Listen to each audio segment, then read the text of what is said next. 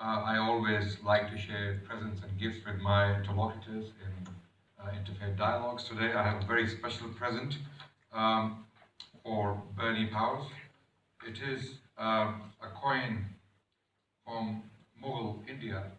Mughals governed India for almost 3 centuries, and this particular coin is from the 18th century, and it was minted in Shah Jahanabad, which is current day Delhi, and it was minted during the reign of the Mughal Emperor Farrukh Sayar, who governed from 1712 to 1719, a token of my gratitude for Bernie Powers' efforts.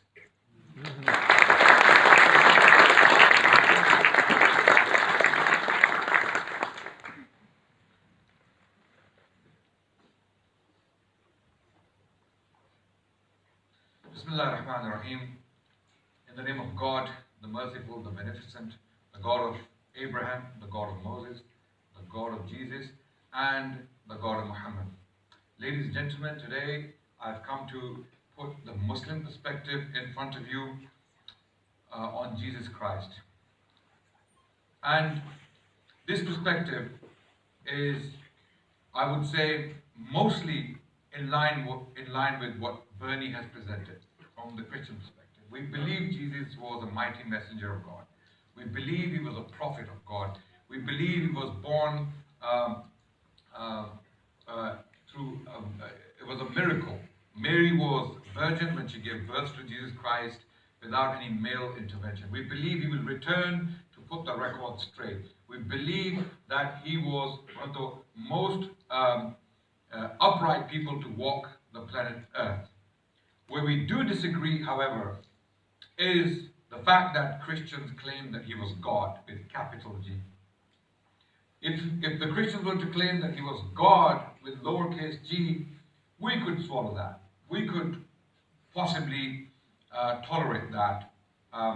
But when you claim for a human being to be God with capital G, that's a red line, according to Jesus himself, as we understand him.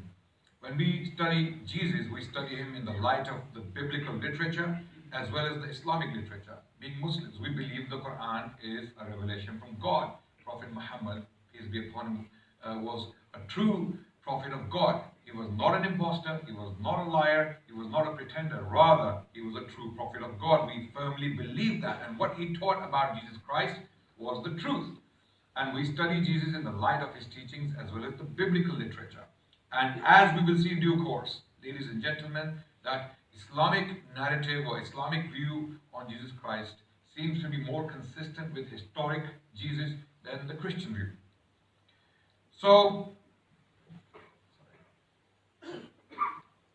to begin with, this is how the Quran introduces Jesus Christ. In chapter 3, verse 59, we are told that Jesus was like Adam, because Adam had a birth without parents and Jesus had a birth without a father. So therefore, both are very similar. This is what the Quran says about Jesus Christ. Then Quran also states that it is not befitting of God to take a son for himself. Because the Christians started to claim later on, in the first 3 centuries of Christianity, that Jesus is the Son of God in some sort of physical way. They started to claim that Jesus was made of God's own essence. Therefore, he was divine, albeit with a lowercase d. But he was divine. And a lot of the Christian church fathers in the first 3 centuries, actually, I would say over 90% of them were subordinationists. They would be deemed heretics by activists like Dr. Bernie Powers. Over 90% of the church fathers writing in the first 3 centuries of Christianity did not have the conception of the Trinity the Christians have today. They were subordinationists. They believed Jesus was a lower divine person than God the Father. God the Father had made him from his own essence,